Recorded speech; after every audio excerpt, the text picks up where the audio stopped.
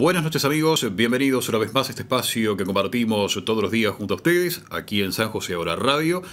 Bueno, compartiendo en esta semana en lo que transcurre de esta y en la próxima, bueno, un ciclo en el que procuramos llevarles a ustedes diferentes opiniones, apreciaciones respecto a los 135 artículos de la Ley de Urgente Consideración, artículos sobre los que todos los uruguayos vamos a estar llamados a las urnas el próximo 27 de marzo. Como siempre les decimos, la idea es bueno, que los diferentes actores políticos que nos visitan puedan dar a conocer sus opiniones, sus posiciones, para que bueno, puedan recogerlas como insumo para esa decisión que tenemos que tomar en un par de domingos nada más. En el día de hoy, esta noche, nos visita el diputado del Partido Nacional, Rubén Bacigalupe. Rubén, gracias por acercarte estos minutos.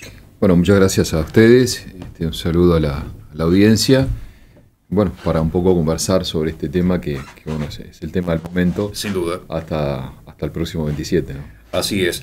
Bueno, la pregunta general que le hacemos a todos los invitados para arrancar, ¿por qué hay que votar el no? Bueno, son por muchas cosas, pero bueno, primero a la gente hay que decirle que esta ley de urgente consideración fue una ley que se empezó a diagramar cuando, quizás la gente, algunos sí, otros no, lo recuerdan, cuando se hizo una recorrida por allá por el año 2017 y después 2018 con diferentes dirigentes del Partido Nacional y del sector que en ese momento pertenecía el hoy presidente Luis Lacalle Pou, donde allí se hizo recorridas en todo el país, se visitaron muchísimas localidades aquí en San José. Recuerdo que estuvimos en la capital departamental, estuvimos en Esilda, en Ciudad del Plata, Rodríguez, Libertad, Rafael Peraza, Ituzaingó, donde allí los diferentes dirigentes recibían a delegaciones sindicales, comerciales, sociales, culturales, donde allí un poco se le consultaba a la ciudadanía sobre qué era lo que entendían que el Uruguay tenía que cambiar, qué era lo que a ellos les preocupaba. Después, en el año 2018, se hizo una recorrida ya más de técnicos, donde también se recibieron fundamentalmente aquí en San José, en la Casa del Partido Nacional, también diferentes delegaciones, donde la consulta era la misma. Y ahí se fue un poco evaluando la situación para, obviamente, tener primero un programa de gobierno, como así se dio, y después, entendiendo las necesidades y las urgencias que la gente iba pidiendo, el candidato en ese momento presidente, Luis Lacalle Pou, en las elecciones internas primero, después con todo el Partido Nacional cuando fue candidato único, y después cuando es el candidato, digamos, de la oposición que enfrenta a los candidatos del Frente Amplio. Siempre en todas esas instancias dijo que en caso de ser presidente de la República iba a impulsar una ley de urgente consideración. Así que a nadie podía sorprender que al Parlamento llegara a esa ley. Pero a su vez, creo que es la ley, digamos, más discutida de los últimos años de democracia, porque fue una ley que después de electo presidente, en el año 2019, en enero del 2020, antes de asumir el gobierno, se presenta el primer borrador de esta ley de urgente consideración, que se le presenta a los partidos políticos de la coalición, se le presenta a la ciudadanía, es decir, que porque se colgó en las redes del Partido Nacional, lo conoció la prensa, lo conoció, por supuesto, también el partido Frente Amplio, lo conocieron los sindicatos, se recibió por todos los medios de comunicación, y ahí empieza una discusión, sin siquiera asumir el gobierno. Obviamente hay una discusión interna entre los partidos, después hay una discusión entre los partidos de la coalición, y después la idea era presentarlo los primeros días de marzo. Tuvimos esta situación de la pandemia a partir del 13 de marzo del 2020, pero se termina presentando a mediados del mes de abril. Y después de esa discusión interna, discusión dentro de la coalición, también hay una gran discusión de esta ley en lo que es el Parlamento Nacional. Hay que recordar que hay 45 días en la Cámara de Senadores de discusión, 45 días en la Cámara de Diputados. Es decir que es una ley cuando ahí se ha dicho por partes de quienes quieren derogar que es una ley que no se discutió, que es una ley que se vino a avasallarlos, digamos, hasta el propio Parlamento, nosotros decimos que todo lo contrario, fue una ley tremendamente discutida, que se conocía que iba a venir, y en definitiva en esta ley viene lo que nosotros decíamos, aquellas cosas que la gente entendía que eran de alguna forma más urgentes de solucionar, y en esta ley están todos esos temas, tema de seguridad, tema de educación, y bueno, todos los temas que tienen que ver con la ley. Pero a su vez, hay otra cosa que también la gente tiene que saber, que veníamos, eso todo el mundo lo sabe, 15 años de un gobierno de otro partido político, el Frente Amplio con mayorías parlamentarias, y cuando asume un gobierno, que asume el 1 de marzo, en este caso el 2020, hasta el 31 de diciembre de ese año, trabaja con el presupuesto que tenía del otro gobierno anterior, que era de otro partido político, filosóficamente, obviamente, diferente, y con mayorías parlamentarias. Es decir, los cambios, la idea en este sentido es tratar de generar lo más posible. Por eso está la ley de urgente consideración, porque después tenemos una ley de presupuesto que obviamente también entró al Parlamento, tuvo los mismos plazos de discusión que la ley de urgente consideración, pero todo eso entra en vigencia a partir del 1 de enero. Después que se aprueba, recién entra en vigencia a partir del 1 de enero. Entonces, ¿qué se quería con una ley de este tipo? Adelantar plazos de los cambios que la gente en definitiva estaba pidiendo. Porque nadie nos asegura, ni al Partido Nacional ni a los partidos de la coalición, que podamos tener 15 años de gobierno, que se pueda hacer un proceso, digamos, no tan rápido como porque esto se dice por parte de la oposición, que quienes quieren derogar, que estas leyes se podrían haber estudiado una a una, pero seguramente nos hubiese llevado mucho más tiempo, y nosotros entendíamos que los cambios había que empezar a efectivizarlos lo más rápido posible. Esta ley queda vigente a partir del mes de julio, mediados de julio, y a partir de ahí muchos de estos artículos se empiezan a poder llevar adelante, y ahí es que se empieza, digamos, a funcionar de alguna forma los cambios que el gobierno prometió en campaña electoral. Entonces, nosotros entendemos que lo que se está hoy, digamos, discutiendo es parte de la ley de urgente consideración. Hay que recordar que son 476 artículos, de los cuales el Frente Amplio votó aproximadamente el 50%, un poquito más del 50%, pero a su vez, cuando proponen derogar, tampoco eligen todos los artículos que no votaron, sino que solamente 135 artículos, en el cual estos 135 artículos hay artículos que sí votaron el Frente Amplio y los ponen a consideración. Pero a su vez también decir que pase lo que pase el 27 de marzo, esta ley que se dijo que era la peor ley, una ley casi maldita, bueno, nos encontramos que el 72% de estos 476 artículos, es decir, 341 artículos están vigentes y van a seguir vigentes. Es decir, que una ley que se la criticó tanto, que se dijo tantas cosas de ella, tan mala no era, porque el 72% de la ley ya está aprobada y no importa lo que pase el 27. Pero bueno, ahora nos quedan estos artículos que son los que están en discusión, y son los que nosotros le proponemos a la ciudadanía que no derogar, porque son parte de un todo en el cual es muy importante que nosotros entendemos que tiene que continuar estos artículos, que aparte de eso ya están vigentes. Todos los artículos hoy están vigentes, de estos 135, más los 341, y nosotros entendemos que no ha perjudicado, como se dice vulgarmente por los que quieren derogar, sino que entendemos que esta ley ha beneficiado en muchos temas, y bueno, por eso le pedimos a la gente que vote que no derogar los artículos con la papeleta celeste. Ya me meto con algunos temas específicos, pero dijiste como al pasar allí que nadie nos garantiza, y un poco en función de eso, la necesidad de implementar esta ley para acelerar esos cambios. Nadie nos garantiza que vayamos a tener 15 años de gobierno. ¿Es un termómetro, en definitiva? Sí, no, se dice, bueno, es una elección a medio camino, o una instancia de consulta a medio camino. Diferentes actores políticos leen o no, o hacen o no una vinculación de este resultado con lo que pueda pasar dentro de 3 años. Hace algunos días en la convención departamental del Partido Nacional, Falero decía que seguramente sea un espaldarazo para el gobierno si se mantienen y sea, digamos, también una proyección hacia una eventual continuidad de este gobierno. ¿Vos cómo lo ves? Sin lugar a dudas que pase lo que pase el 27, va a significar, digamos, una lectura de lo que la gente está pensando, Sí, sí. sin lugar a dudas, porque más allá que nosotros entendemos que, y es así, lo que en definitiva se trata este 27 son los artículos, sin lugar a dudas va a haber un antes y un después. Eso está claro, y nosotros entendemos que tanto la oposición como el gobierno va a tener que tomar alguna lectura de lo que la gente piensa, y eso es una realidad.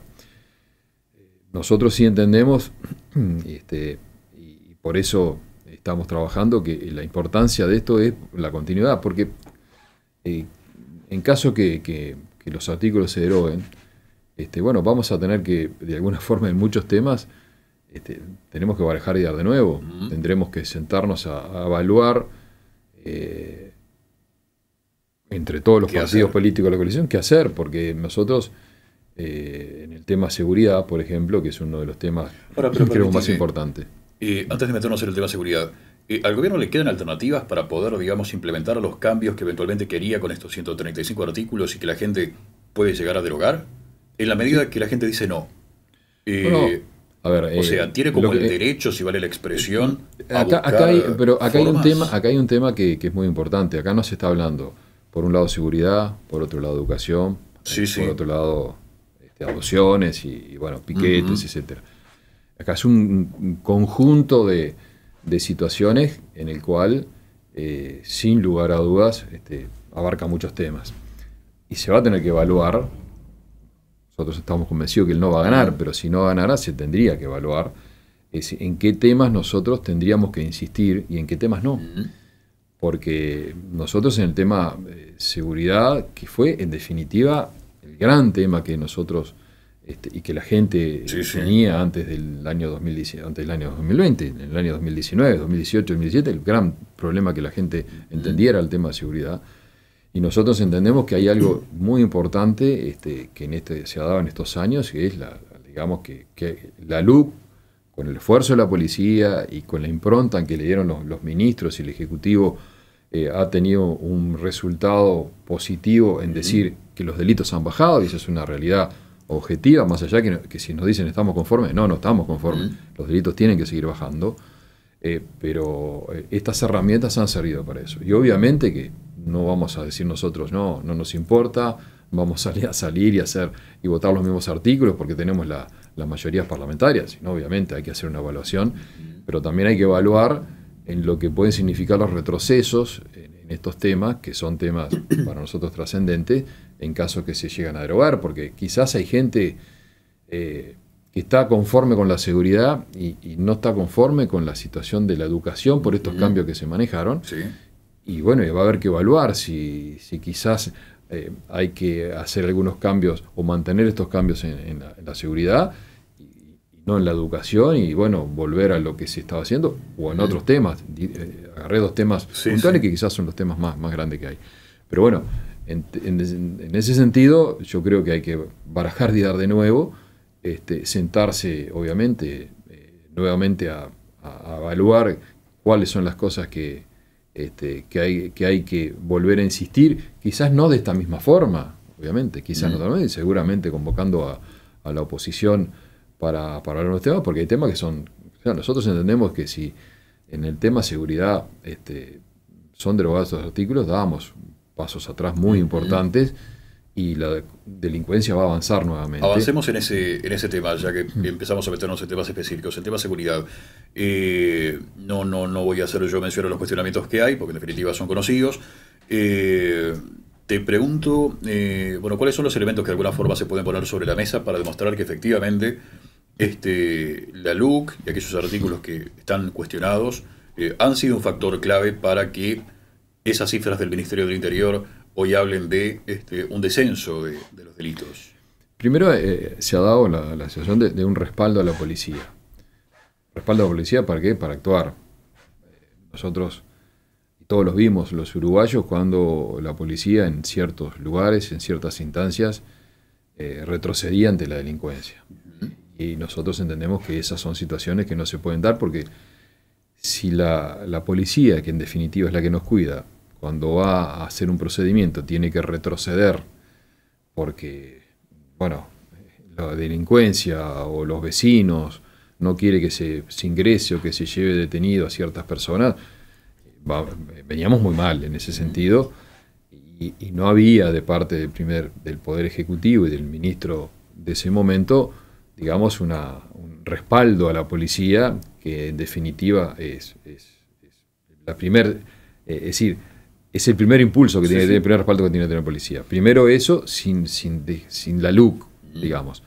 Después, obviamente, el policía no se sentía respaldado porque recordemos que en esta ley de urgente consideración hay algunos temas que son la posibilidad de que el policía tenga otra impronta, digamos, ante la delincuencia, que es un respaldo, no hablemos de gatillo fácil, pero sí la posibilidad de que no tenga que esperar ser, digamos, disparado por un delincuente, el policía puede actuar en ciertas circunstancias, obviamente, porque eso está claro que la idea no es que en el momento que se vaya a hacer un procedimiento agarrar el arma y empezar a tirar, está claro, sino que en ciertas circunstancias, pero que tenga el policía la defensa de decir, bueno, yo me cuido, porque si no me cuido seguramente voy a correr primero riesgo yo que el delincuente.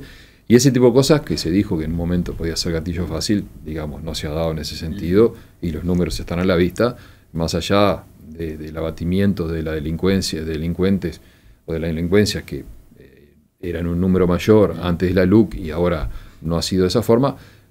¿Y nosotros por qué entendemos que eso es así? Porque también, en ese sentido, nosotros entendemos que quienes van a cometer delitos saben que el policía tiene la posibilidad de también proteger su vida antes de ser violentado y de ser atacado a disparos. Entonces, en ese sentido, si bien hay una posibilidad mayor por parte de la policía, quienes van a cometer el delito también saben que hoy el policía tiene otras herramientas y otras posibilidades. Entonces nos parece que de un lado y del otro también esta ley ha servido para que, bueno, en este caso haya menos delincuentes abatidos, que no es la idea acá, la idea es fundamentalmente agarrar al delincuente.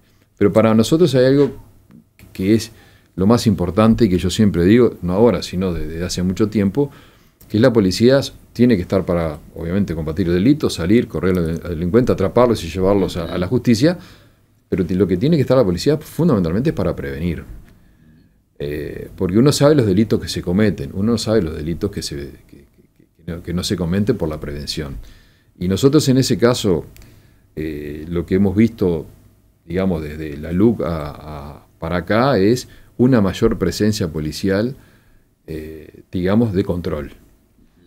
Y en ese sentido nosotros entendemos que es lo que nosotros basamos en esta ley de urgente consideración, con algunos artículos que son fundamentales de prevención, que es como pedir la cédula, como poder requisar a la persona si se entiende que esa persona puede llevar un arma, llevar droga, o que puede, en ese tránsito que hace por las rutas, por las calles, con la posibilidad de cometer un delito, requisar un auto, en el caso que se entienda que hay actitud sospechosa, porque nos parece que eso es la esencia de lo que la policía tiene que hacer. Es decir, vuelvo a insistir, si nos piden la cédula,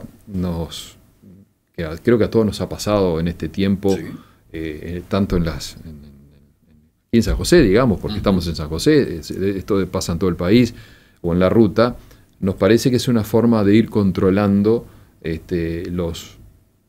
la gente que circula, pero no para ver qué estamos haciendo, sino fundamentalmente para tratar de que aquellos que de alguna forma piensan cometer delito, quieren trasladarse, porque obviamente la delincuencia tiene formas de trasladarse hoy muy importantes y muchas veces vemos vehículos de alta gama que andan circulando por diferentes calles de San José o del país. Bueno, que sepan que hay un control, que sepan que, digamos, no pueden andar libremente porque en algún lugar te van a estar controlando. Y en ese sentido para nosotros es tremendamente importante, porque yo pongo dos ejemplos que para mí son importantes con la actitud que tienen. Es los 5 años pasados que yo fui diputado por el departamento, sí. Yo viajo 3 o 4 veces por semana a Montevideo. A mí me pararon en la ruta en 5 años solamente 2 veces. En estos 2 años y algo, ya creo van 14, 15 veces que me paran en la ruta, controles que me paran a mí y van parando a todos los días. Quiere decir que hay un control importante. Recordemos que acá hubo 2 hechos, digamos, en San José, que fueron la explosión de cajeros automáticos. Sí, claro. Se sabe que esa gente no era de San José, sino que gente que venía libremente. Bueno, si vos sabés que no te van a parar, que no hay controles, digamos que la policía no está previniendo, digamos, con los controles que normalmente se están haciendo ahora, bueno, el delincuente anda libremente por la ruta, circula sin ningún tipo de problema. Y yo no digo que por eso ya hayan terminado digamos, la explosión de los cajeros y todo tipo, sino lo que digo es que últimamente en las últimas semanas, aunque quedó en la nada. Bueno, pero ha bajado sensiblemente. Sí, claro, prácticamente no existe. Pero no digo que sea por eso, seguramente debe haber otra moda digamos, de delinquir. Pero ¿qué pasa? Eso quiere decir que se circulaba libremente, porque no solamente pasó en San José, pasó en otros lugares, puntos del país y también en otros puntos digamos, del interior del país. Entonces, yo lo que quiero decir con esto es que nos parece que es muy importante para la policía, es muy importante para la gente mantener estos artículos fundamentalmente en el tema de prevención. Y nadie puede hoy decir que le molesta que le pidan la cédula, que le pidan cualquier documento, porque nos parece que eso está en la esencia de lo que tiene que ser la actitud de la policía para tratar de protegernos. Y el respaldo a la policía, en definitiva, es darle respaldo a quienes nos protegen. Es decir, nosotros cuando nos pasa, a veces hay cuestionamientos a la policía. Ahora, cuando nos pasa un tema, cuando vemos algo sospechoso, lo que sea, ¿qué hacemos? ¿A quién llamamos? Llamamos a la policía. Al 911, si en los pueblos, al número de la comisaría, si lo sabemos, de la seccional. Y en quién tenemos que tener esa confianza y ese respaldo es a la policía, y nosotros entendemos que estos artículos de la Ley de Urgente Consideración, que son unos cuantos, busca fundamentalmente en ese sentido tratar de dar respaldo, porque nos parece que es fundamental para seguir bajando los delitos. Está claro. Sin duda que el tema de seguridad, digamos, acapara la atención en este debate, en este camino hacia el 27 de marzo. Me quedan 7 minutos y paso a otro tema. El tema economía. En estas últimas horas se conocía una última encuesta sobre la actividad, sobre el desempeño del gobierno, de la encuestadora Cifra, y bueno, da un margen positivo importante de aceptación, de aprobación de la gestión del gobierno, particularmente del presidente, pero se observaba que en el capítulo economía era donde la aprobación era menor, prácticamente empardada con quienes desaprueban. Y ahí aparece el tema de los combustibles, el aumento de precios, el voto con el bolsillo. ¿Qué se le puede decir a la gente ante factores que pueden, digamos, terminar definiendo, como decía, el voto para un lado o para el otro? Digamos, en la LUC, digamos, lo único que hay de eso es la parte de los combustibles. Exacto. Lo otro es lo que pasa hoy bueno, pero es un argumento, digamos, a partir del cual, un elemento a partir del cual quienes promueven la derogación legítimamente están haciendo la gente puede optar con su voto sobre el sistema económico. Primero, no recordemos que venimos en una pandemia cuando asumimos a los 13 días, 13 de marzo del 2020, una pandemia, donde yo siempre digo, no hay uruguayo que no se siga afectado, ya sea en la parte económica, ya sea en salud, porque acá el que no tuvo COVID seguramente tuvo un familiar, o alguien cerca. Lamentablemente hubo fallecimientos a raíz del COVID, forma muy importante, es decir, creo que todos nos afectamos. Y la parte económica, sí, indudablemente, hubo menos movilidad, hubo comercios que tuvieron que cerrar sus puertas, pasaron casi 150.000 personas al seguro de paro. Sí. ¿Qué es lo que había que hacer? primero te voy a la parte de trabajo. Bueno, ¿qué priorizó el gobierno todo este tiempo? Tratar de recuperar el trabajo. Que creo que hoy los números son claros, que hay una recuperación muy importante del trabajo. Y nosotros entendemos, y sí, el otro día estuvimos reunidos con integrantes del Ministerio de Economía, que ha habido una pérdida salarial, pero ¿de quiénes? De quienes mantuvieron el trabajo. ¿Qué priorizó el gobierno? Tratar de recuperar trabajadores activos, y obviamente sabíamos que iba a haber una pérdida salarial. Pero hay un compromiso del gobierno que se votó en presupuesto nacional de recuperación salarial, que lo que conversamos con las integrantes del Ministerio de Economía y Finanzas se va a dar a partir de este año con el crecimiento económico, que creo que eso nadie lo duda, que tuvo el año 2021, que una recuperación muy por encima de lo previsto por el gobierno y que va a llevar a que se pueda comenzar una recuperación salarial. Entonces, hay un compromiso de recuperación salarial, se viene recuperando los trabajos, que eso es real. Entonces, ahora la idea es equilibrar los salarios de aquellos que de alguna forma perdieron. Es decir, priorizamos buscar más fuentes de trabajo, se han dado los mecanismos y obviamente sabemos que hay una posibilidad de inversión privada muy importante que se está ejecutando y obviamente también una inversión pública muy importante, y nosotros entendemos que la recuperación económica se va a dar no solamente para el país, sino que eso se tiene que trasladar a la gente. Y en eso pedimos a la gente que confíe. Vuelvo a insistir, no olvidemos que venimos de una pandemia que no afectó solamente al Uruguay, sino afectó al mundo.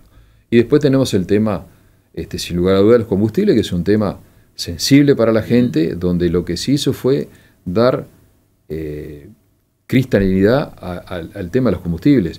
Yo siempre digo, aquellos directores de la oposición que estaban en ANCAP, no importa el partido político, cuando se decía que los combustibles, la mayoría decía que los combustibles había que subir, el director de ANCAP de la oposición decía, por el mismo sistema siempre decía que no había que subirlos, incluso que bajarlos.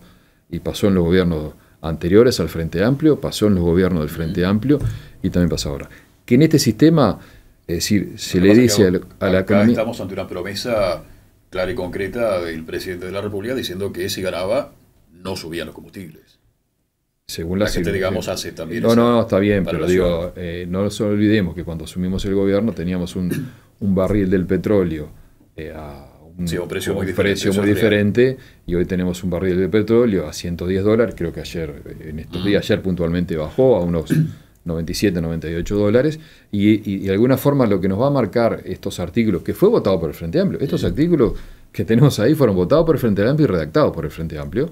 Ayer el edil Pablo Cortés decía que bueno, lo votaron pero como el mal peor, el peor, no, lo votaron, el mal menor. No, si vos votás algo en el Parlamento, y me consta que fue uno de los temas más discutidos, lo votaron convencidos que es una herramienta, no solamente que pueda decir, porque los combustibles, y estoy convencido, y esto me hago cargo y subrayenlo, que cuando baje el petróleo seguramente los combustibles van a bajar, porque de alguna forma lo que hace, digamos, estos artículos es que los gobiernos no hagan caja con que todos los gobiernos anteriores al Frente Amplio y los del Frente Amplio, todos los gobiernos hicieron caja. No nos olvidemos que el gobierno del Frente Amplio bajaba el petróleo y el combustible no bajaba, y recordemos esa frase del expresidente Tabaré Vázquez cuando le preguntan que había bajado el petróleo, si los combustibles iban a bajar, y él dijo, si el periodista creía en los Reyes Magos para cómo bajaron los combustibles. Es decir, esa es una realidad que ha vivido en nuestro país, y esto lo que es transparentar para tratar de que el combustible esté lo más barato posible. El combustible no subió solamente en Uruguay, ¿no? El combustible ha subido en el mundo, y hace un par de días nos enteramos que en Brasil, después de muchísimos años, el combustible, que era muy común que cruzaran los que iban a la frontera, es más, está más caro en Brasil el combustible que en Uruguay. ¿Qué quiere decir esto? Que hay una situación mundial, guerra por medio, lamentablemente, con esa situación, que ha llevado a que el mundo se esté, digamos, de forma acomodando, y con estas situaciones algunos aprovechan a tener estas situaciones, porque obviamente el combustible mueve el mundo, el petróleo mueve el mundo, y sin lugar a dudas nosotros somos tomadores de precios.